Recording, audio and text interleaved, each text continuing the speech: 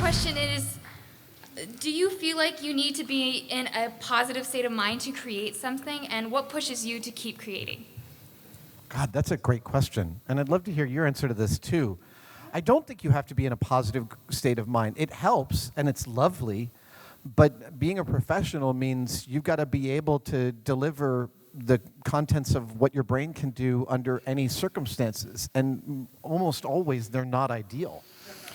Yeah, and I would say it's almost the other way around in that if I am in any level of negative space, going and creating something will always bring me back. The joy of making things. I think anyone in the room, and obviously a lot of you in the room, are here because you have a love of making.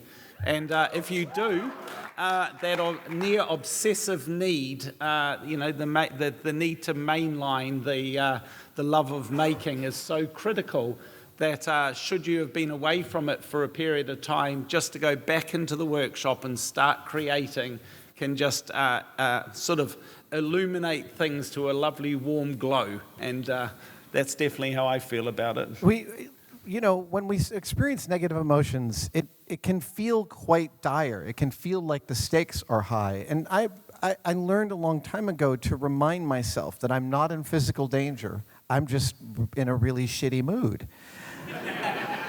And I don't have to take stock of the way I feel and put it into what I'm doing. I can just move past it. And I've said this before, but one of the things that I learned also early on is that somewhere in the middle of any build that I'm doing, I'm going to feel like I have no freaking idea what's going on and no reason that I should be there. Like I'm waiting for someone to come up and be like, right, time for you to go home. You clearly don't know what you're doing. And I learned that that dip in my making self-esteem was just part of the process. And as long as I knew it was coming, I could kind of be like, oh, there it goes. Bye. Let's get back into work. Good luck to you.